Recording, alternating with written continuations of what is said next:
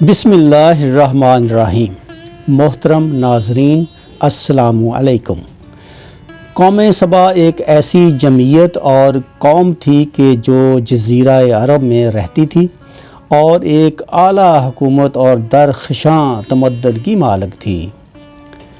یمن کا علاقہ وسیع اور زرخیز تھا، لیکن زرخیز علاقہ ہونے کے باوجود چونکہ وہاں کوئی اہم دریا نہیں تھا، لہٰذا اس سے کوئی فائدہ نہیں اٹھایا جاتا تھا۔ سیلاب اور بارشیں پہاڑوں پر برستی تھیں اور ان کا پانی بیابانوں میں بیکار اور بے فائدہ ضائع ہو جاتا تھا۔ اس سرزمین کے سمجھدار لوگ ان پانیوں سے استفادہ کرنے کی فکر میں لگ گئے اور اہم علاقوں میں بہت سے بند باندھے، جن میں سے زیادہ اہم اور سب سے زیادہ پانی کا ذخیرہ رکھنے والا بند مارب تھا۔ قوم سبا اللہ تعالیٰ کی بے شمار نعمتوں کے اندر زندگی گزار رہی تھی۔ کہا جاتا ہے کہ یہ لوگ گندم کے مغز سے آٹا پیس کر روٹیاں پکاتے تھے، لیکن اس قدر اسراف کرنے والے اور ناشکرے تھے کہ انہی روٹیوں کے ساتھ بچوں کا پاخانہ صاف کرتے تھے۔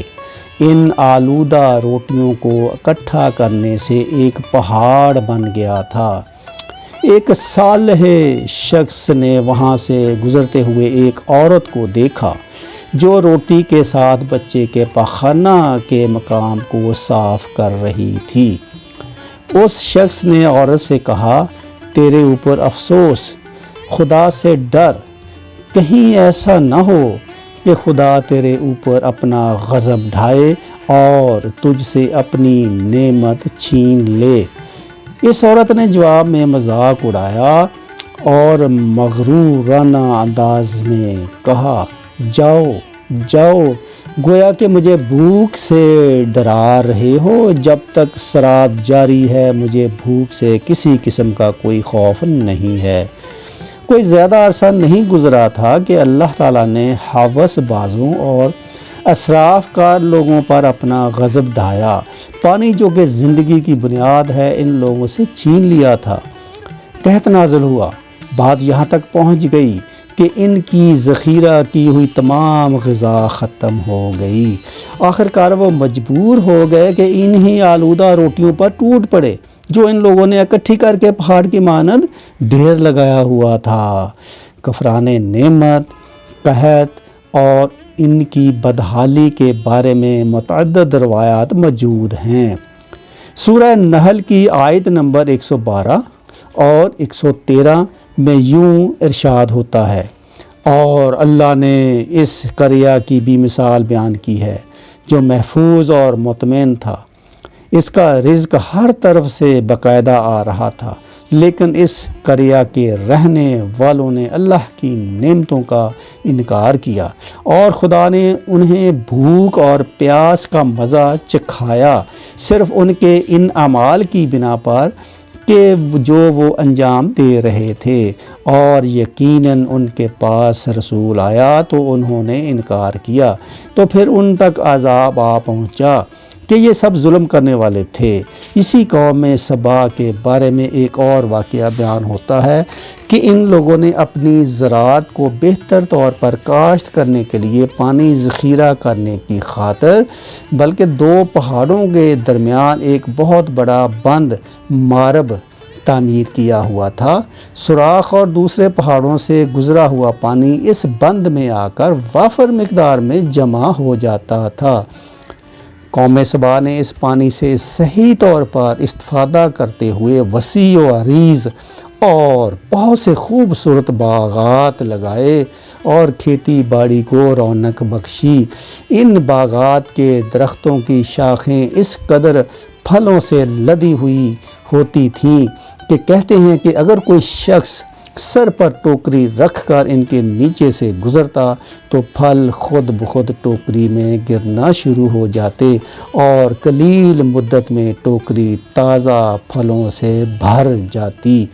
اس قوم کے بہت سارے دیہات اور قریے تھے جو بہت آباد اور آپس میں جڑے ہوئے تھے، لیکن نعمتوں کی کثرت نے انہیں شکر کرنے کی بجائے سرمست اور غافل کر دیا تھا، یہاں تک کہ ان کے درمیان بہت بڑا طبقاتی نظام وجود میں آ چکا تھا۔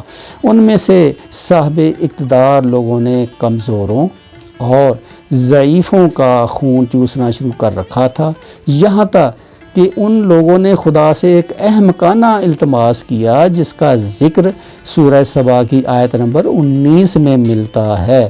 انہوں نے کہا، خدایا ہمارے سفروں کے درمیان فاصلہ زیادہ کر دے۔ انہوں نے اللہ تعالیٰ سے یہ التماس اس لیے کیا تاکہ غریبوں، بینوا لوگ عمرہ اور ثروت مندوں کے ہمراہ سفر نہ کریں۔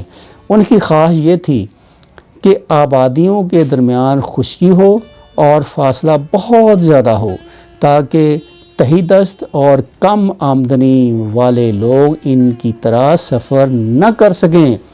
اللہ تعالیٰ نے ان مغرور پیٹ کے پجاریوں پر اپنا غضب نازل کیا۔ بعض تواریخ کے مطابق ان مغرور لوگوں کی آنکھوں سے دور صحرائی چوہوں نے مارب نامی بند کی دیواروں پر حملہ کر کے انہیں اندر سے کھوکھلا کر دیا۔ ادھر سے بارشیں زیادہ ہوئیں جن کی وجہ سے سیلاب آ گیا اور اس بند میں پانی بہت زیادہ اکٹھا ہو گیا۔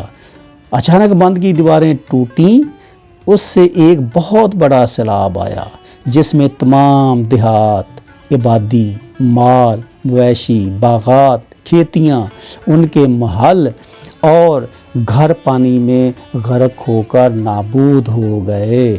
ان کے باغات اور زراعت میں صرف کچھ پیلو اور بیری کے درخت اور کچھ جھاڑیاں بچی تھیں۔